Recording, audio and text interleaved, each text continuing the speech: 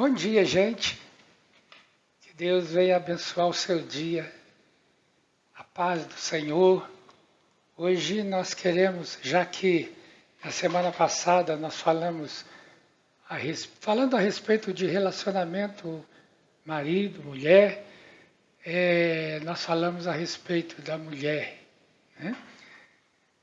Nesta semana eu quero falar algumas palavras também a respeito do marido, né? E para ser justo, não é esta mensagem, esta palavra, não é nenhum ensinamento, não há em mim nenhuma pretensão de ensinar nada a ninguém, até porque no relacionamento marido e esposa não existe uma receita, uma receita de bolo, não há alguma coisa certa, alguma vara de condão e que você toca e o relacionamento fique às mil maravilhas. Nada disso. Mas eu gostaria de, nesses poucos minutos, passar para vocês alguns conselhos da Palavra de Deus que eu creio e que, se forem colocados em prática, darão certo. Né? Se obedecidos, tem tudo para dar certo no relacionamento marido e esposa, namorado, né? E eu começo dizendo que o básico no relacionamento a dois tem a ver com respeito, transparência e confiança. A confiança vem da transparência e do respeito. Né? Em todo relacionamento conjugal deve haver essa transparência, não pode haver segredo entre marido e esposa, entre a esposa e o seu marido, nas mínimas coisas. E tem que haver também o respeito para que, quando houver algum desentendimento, seja a respeito de qualquer assunto, quando houver algum desentendimento entre o casal, haja uma discussão honesta, né? Respeitosa, e com isso, o resultado desse respeito, dessa transparência, é a confiança que o casal terá no seu cônjuge. Em Provérbios, capítulo 18, versículo 22, está escrito: quem acha uma esposa, acha o bem e recebeu uma bênção do Senhor. Eu tenho, em primeiro lugar, que crer nisso. Eu creio, sabe? A minha esposa, uma bênção de Deus para mim. Foi um presente que eu recebi das mãos do Senhor. Todo marido, todo aquele que tem uma esposa, principalmente se é uma esposa sábia, né? Uma mulher sábia, edificadora do lar, ele deve reconhecer essa bênção que ele recebeu do Senhor.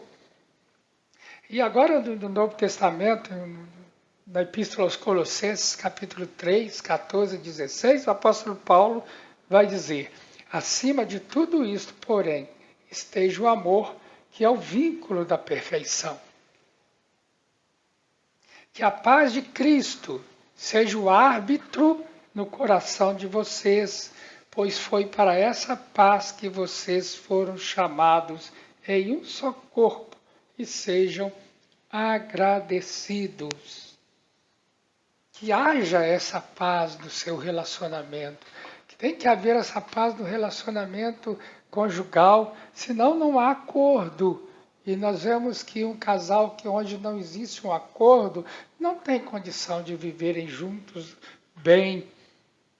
E sejam agradecidos. Agradeça ao Senhor pela sua esposa. Esposa, agradeça ao Senhor todos os dias pelo seu marido. Naquela hora a sua hora íntima com o Senhor, a sua hora a sós com Deus, né?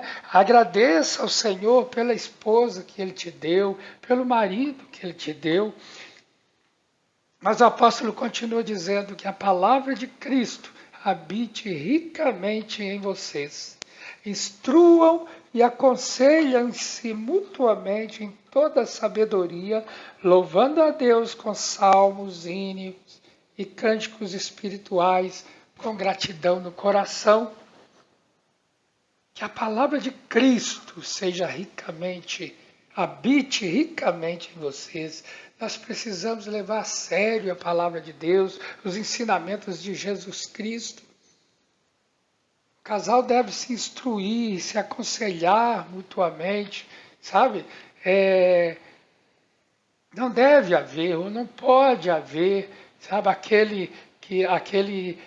geralmente o marido incisivo, e cuja palavra é a lei na casa. Ele falou, acabou, não há discussão, está errado. Biblicamente está errado. Instruam e aconselhem-se mutuamente.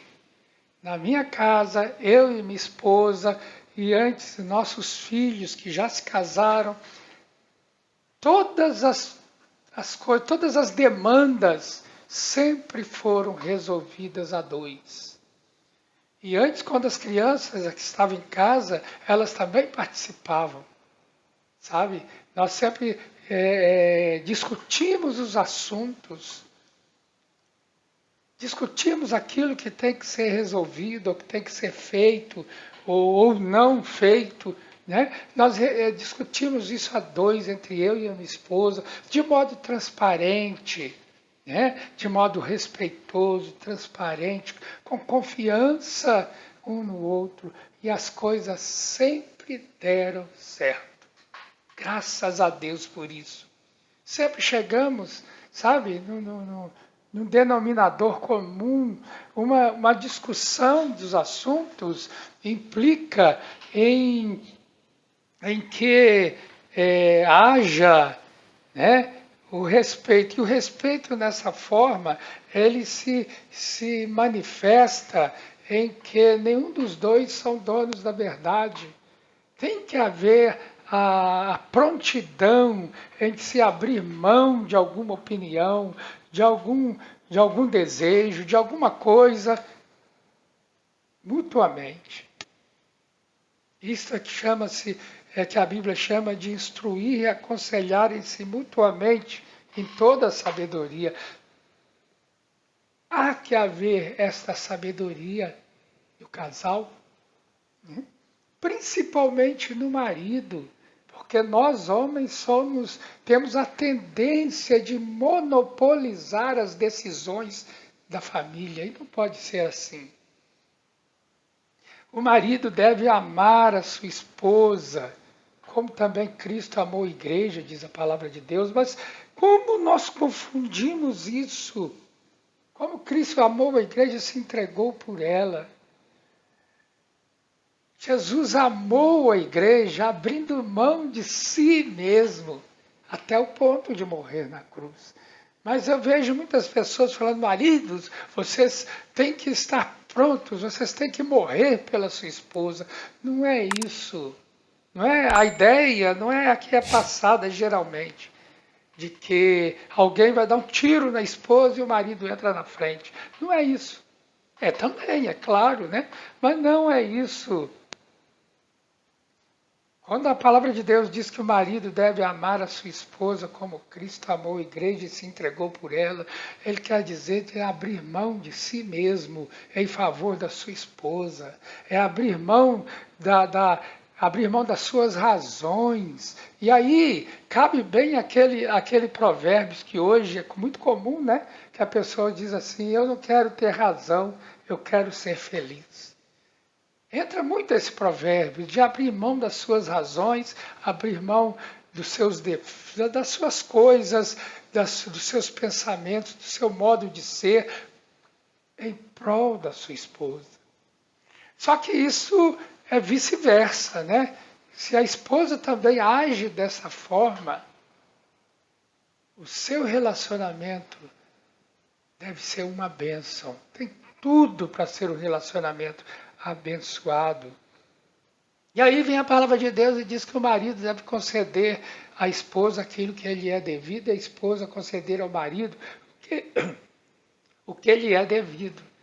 Está falando de relacionamento íntimo, conjugal, né? Relacionamento sexual, onde Um é o dono do outro, onde o marido não se pertence, nem a esposa se pertence, mas um pertence ao outro. Está falando dessa intimidade que há no leito do casal, o que tem que haver, né? A palavra diz que é para essa paz que nós fomos chamados em um só corpo. É para essa paz que nós fomos chamados para um só corpo. Então, que haja essa entrega. Que haja essa entrega. Dê a sua razão para sua esposa. Esposa, dê sua razão para o seu marido. E a palavra de Deus continua aconselhando, melhor é serem dois do que um, porque é maior o pagamento pelo seu trabalho, se um cai, o outro levanta. Mas como deve ser triste a pessoa que decide viver sozinha? Ela não tem quem a levante. Essa pessoa, quando é um casal, se um dos cônjuges está desanimado, o outro o anima. Se um está meio perdido nesse turbilhão que é o mundo que nós vivemos hoje, o outro está ali para ajudar, para estar junto, para aconselhar, para falar. E é por isso que a palavra de Deus diz que é melhor serem dois do que um. Porque se um cair, o outro levanta o companheiro. Se dois dormirem juntos, os dois se aquentam, se aquecerão. Mas se for um sozinho, como se aquecerá? A palavra de Deus volta a falar desse momento íntimo da alcova, do quarto, sabe? Do quarto do casal, em que estão ali totalmente transparentes um para o outro, de corpo e alma.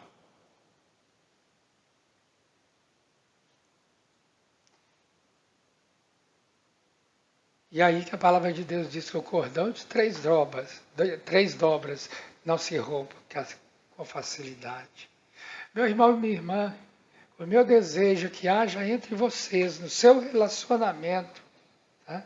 Que haja transparência, que você seja totalmente transparente para a sua esposa, e que as esposas sejam totalmente transparentes para o marido. Não deve haver segredos entre marido e esposa, por mais simples que seja, não pode haver segredo. Então, o meu desejo é que o seu relacionamento seja transparente, seja um relacionamento respeitoso, que você saiba respeitar a sua esposa. Não não fale com ela com palavrões, com palavras que humilham, com palavras que diminuem. Isso é ruim demais. Isso traz desconfiança. Mas que no seu relacionamento haja confiança. E aí eu tenho uma pergunta para vocês. O que você acha? Existe amor de novela? As pessoas assistem a novela e veem, sempre tem um casal romântico, né? E se amam perdidamente. Você acha que existe esse amor? Esse jeito de amar, assim, que um só fala o que o outro quer ouvir. Amor de novela, amor perfeito, né?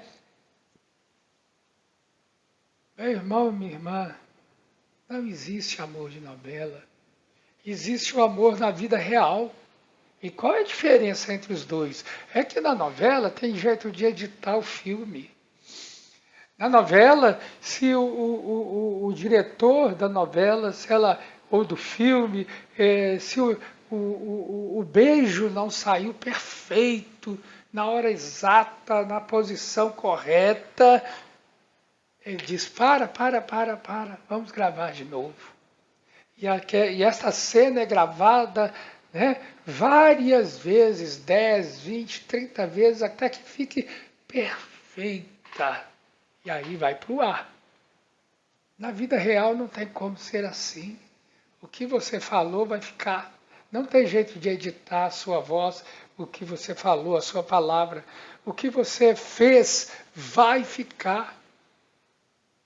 Não tem jeito de voltar atrás. É esse amor que é o amor que Deus quer que você tenha pela sua esposa. Sabe? E aí é que entra Jesus na história, a solução encontrada por Jesus. Ame-se, que o mundo veja em vocês o amor de Jesus.